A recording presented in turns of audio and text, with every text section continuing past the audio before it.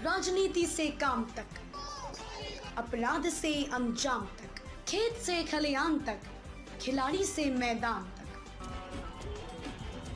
सितारों से आसमान तक, हर खबर पर होगी हमारी नजर। पल पल बदलती देश और दुनिया की खबर पाइए सिर्फ इंडिया टाइम 24 पर। सुबह हमारी, बात आपकी। नमस्कार दोस्तों, इंडिया टाइम 24 में मैं हूं आपके साथ नीरज सिसोदिया और मेरे साथ हैं समाजवादी पार्टी के बरेली जिले के सबसे वरिष्ठ नेता महेश पांडे जी।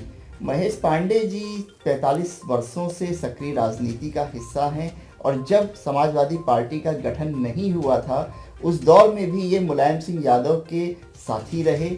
उसके बाद जिस दल में मुलायम सिंह यादव रहे उस दल में महेश पांडे भी उनके साथ रहे। जिला सहकारी संघ के 3 बार चेयरमैन भी रहे। वर्तमान में उन्होंने शहर विधानसभा सीट से समाजवादी पार्टी के टिकट के लिए दावेदारी की है। महेश पांडे जी से जानेंगे कि उनकी दावेदारी का आधार क्या है और उन्होंने दावेदारी करने में इतनी देर क्यों लगाई और वर्तमान राजनीतिक परिदृश्य में वो कैसा महसूस कर रहे हैं। महेश पांडे जी, इंडिया टाइम 24 में बहुत बहुत स्वागत है आपका। धन्यवाद साहब। ये जो वर्तमान राजनीतिक माहौल चल रहा है, कल ही स्वामी प्रसाद मौर्य ने भाजपा से इस्तीफा दिया और चर्चा है कि अब वो समाजवादी पार्टी का दामन थामेंगे क्योंकि अखिलेश यादव जी ने उनके साथ एक फ़ोटो भी ट्वीट की है। तो क्या लगता है किस तरह का राजनीतिक माहौल बन रहा है अब? देखिए साहब, स्वामी प्रसाद मौर्य जी पिछड़ों की राजनीति के बहुत मजबूत स्तंभ हैं। उत्तर प्रदेश में ही नहीं, स्वामी प्रसाद मौर्य जी का अपनी बिरादरी में देश भर में एक अपना अलग स्थान है मौर्यों में। और जहाँ तक मेरी जानकारी है, स्वामी प्रसाद मौर्य जी एक सुलझे हुए और जनता से जुड़े हुए राजनीतिक हैं। उन्होंने महसूस किया कि जो मौजूदा सरकार उत्तर प्रदेश में योगी जी के नेतृत्व में कार्य कर रही है उसमें जो बैकवर्ड कम्युनिटी है उसका उद्धार नहीं हो सकता। बैकवर्ड कम्युनिटी बेसिकली समाज में पीड़ित पक्ष रहा सदैव से। जब माननीय मुलायम सिंह यादव जी ने राजनीति शुरू की, चौधरी चरण सिंह जी ने जब राजनीति शुरू की, तो उस टाइम पे भी हम लोगों का उद्देश्य ये हुआ करता था एन केन प्रकारेण समाज में जो गैर बराबरी वाली बिरादरियाँ इनको बराबरी से लाया जाए, बैकवर्ड्स को जो है अपने साथ जोड़ा जाए। इसी को लेके चौधरी चरण सिंह ने प्रयास किया और चौधरी चरण सिंह जी का प्रयास काफ़ी हद तक रंग लाया। उसके बाद चौधरी साहब के वारिस के हैसियत से जब माननीय मुलायम सिंह जी ने लोकदल का नेतृत्व शुरू किया, दलित मजदूर किसान पार्टी का नेतृत्व किया, समाजवादी जनता पार्टी का नेतृत्व किया, तो हमेशा उनकी सोच यही रही कि समाज के जो बैकवर्ड तबके के लोग हैं इनको बराबरी का दर्जा दिलाया जाए, इनके लिए लड़ाई लड़ी जाए, इनको रिजर्वेशंस जो मिलने चाहिए वो उपलब्ध कराए जाए। उसी सोच को लेके मेरे ख्याल से जब इन्होंने पीड़ा महसूस की माननीय स्वामी प्रसाद मौर्य जी ने, तो कल इन्होंने हमारे राष्ट्रीय अध्यक्ष जी से मुलाकात की। राष्ट्रीय अध्यक्ष जी से इनकी लगभग सारी बातें मेरे ख्याल से तय हो गई। राष्ट्रीय अध्यक्ष जी के मंशा के अनुरूप ही इन्होंने भारतीय जनता पार्टी से इस्तीफा दिया। ये देखिए, बहुत महत्वपूर्ण बात है कि सत्ता में होते हुए सत्ता का पद त्याग देना ये स्पष्ट करता है कि स्वामी प्रसाद मौर्य जी की सोच सत्ता लोलुप नहीं है। सत्ता तो खत्म हो रही है ना, अब तो जा रही है, सूचना लागू हो नहीं, देखिए सरकार जो आएगी उसकी सत्ता बनेगी। देखिए सब, आज भी भारतीय जनता पार्टी का नेतृत्व इस बात का दुष्प्रचार कर रहा है कि वापसी हमारी ही होगी। ऐसे में जो भारतीय जनता पार्टी के नेतृत्व में मंत्री लोग कार्य कर रहे हैं उनको भी यही बात का अंदेशा है कि शायद हम ही लौटेंगे, जबकि वास्तविकता ये है कि ये लौट नहीं रहे हैं। इन्हें जनता ने नकार दिया पूरी तरह से। यानी पिछड़ों की जो राजनीति है वही ये चीज तय करेगी कि इस बार सरकार किसकी बनेगी, क्योंकि 52% लगभग पिछड़ा समाज है, जिसमें से लगभग 40 से 42% बताया जाता है कि गैर यादव ओबीसी है जो एक समय समाजवादी पार्टी से टूट गया था। तो क्या लगता है कि स्वामी प्रसाद मौर्य के आने के बाद वो जो गैर यादव ओबीसी है वो समाजवादी पार्टी में आएगा? बिल्कुल, निश्चित रूप से इससे एक मैसेज गया है समाज में, खास करके बैकवर्ड कम्युनिटीज़ में, कि हमारा भला या हमारा उद्धार समाजवादी पार्टी के नेतृत्व द्वारा ही संभव है। ये जो भारतीय जनता पार्टी की सरकार है, यह सरकार मनुवादी नीतियों के ऊपर चलने वाली सरकार है। इनकी सोच आज भी वही है। ये कहते कुछ हैं, करते कुछ हैं। ऐसी स्थिति में स्वामी प्रसाद जी का समाजवादी पार्टी का दामन थामना एक बहुत बड़ा संदेश देगा, कम से कम बैकवर्ड कम्युनिटी की सारी जितनी बिरादरी हैं उनको। अब बात करते हैं शहर विधानसभा सीट की। शहर विधानसभा सीट में कई दावेदार हैं जो टिकट मांग रहे हैं।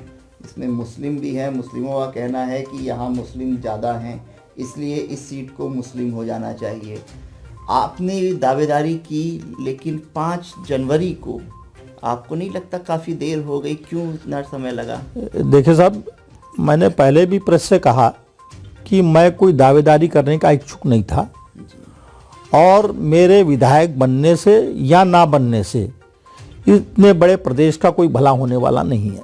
जब मुझसे नेतृत्व ने कहा कि आप आवेदन करिए, आपको आवेदन अब तक कर देना चाहिए था, तो मैंने 5 जनवरी को आवेदन किया, जबकि आवेदन 30 सितंबर को बंद हो गए थे। मैंने आवेदन इसलिए किया, अगर पार्टी उपयुक्त समझेगी तो पार्टी मुझे लड़ाएगी, अन्यथा पार्टी जिस किसी को देगी, चाहे मुसलमान होए, चाहे वो वैश्य समाज से होए, चाहे वो और किसी पिछड़ी जाति से होए, हम उसका तन मन धन से इलेक्शन लड़ाएंगे और पार्टी को जिताएंगे। हमारा उद्देश्य स्वयं बनने का नहीं है। हमारा उद्देश्य है इन के इन प्रकारेण हमारे राष्ट्रीय अध्यक्ष जी जो लोकप्रिय नेता हैं, मौजूदा पॉलिटिकल परिदृश्य में उनसे ज़्यादा क्वालिफाइड भी कोई नेता नहीं है, उनको प्रदेश की बागडोर मिलनी चाहिए, क्योंकि उनका पिछला कार्यकाल हमने देखा है। जन कल्याण के जितने कार्य, लोक कल्याण के जितने कार्य माननीय अखिलेश यादव जी ने किए, इतना किसी नेता ने नहीं किया। ये कौन कौन से कार्य थे? आपको क्या लगता है कि आप उन मुद्दों पे चुनाव लड़ेंगे या जाति समीकरण पे चुनाव लड़ेंगे? देखिए साहब, चुनाव में तो मुद्दे ही मुद्दे हैं। जाति समीकरण अपने आप बनता चला जा रहा, जो कि इस वक्त समाज की मांग है। और जहाँ तक मुद्दों की बात है, मुद्दों में सबसे बड़ा मुद्दा इस वक्त रोजगार का मुद्दा है।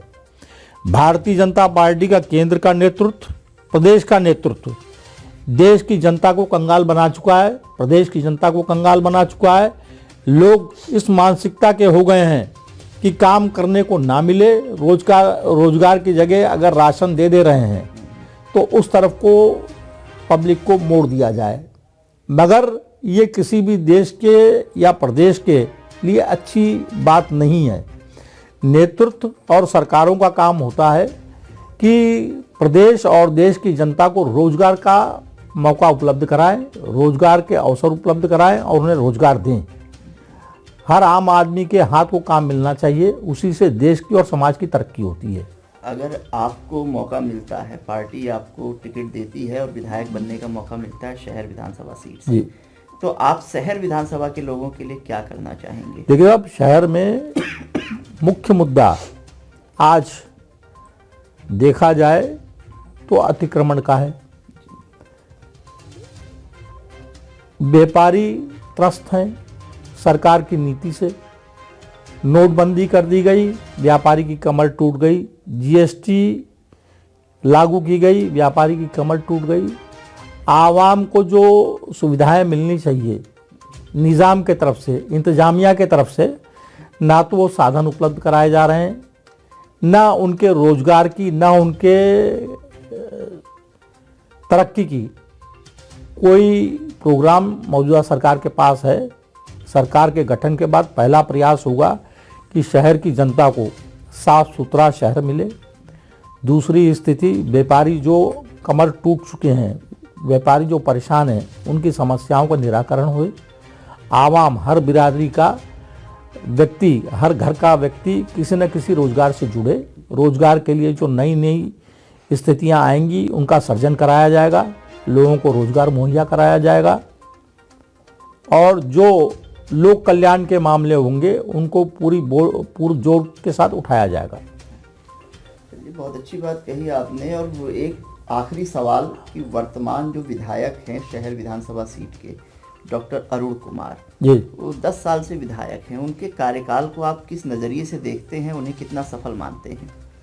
देखिए साहब, इस पर मैं टिप्पणी नहीं करूंगा क्योंकि किसी भी पॉलिटिकल आदमी पर टिप्पणी करना बड़ा आसान है, मगर जो हाल शहर का है, जो हाल जनता का है, वो किसी से छुपा नहीं है। उसमें मैं ना कहूँ तो बेहतर है। लोग देख रहे हैं, जनता देख रही है। बाकी स्थिति आपसे भी छुपी हुई नहीं है, प्रेस से भी छुपी हुई नहीं है। अगर मौजूदा विधायक काम करना भी चाहे या चाहते तो उनको काम करने का अवसर कहाँ दिया जा रहा है? मौजूदा सरकार ने अपने विधायकों को दूध की मक्खी की तरह निकाल के फेंक रखा है।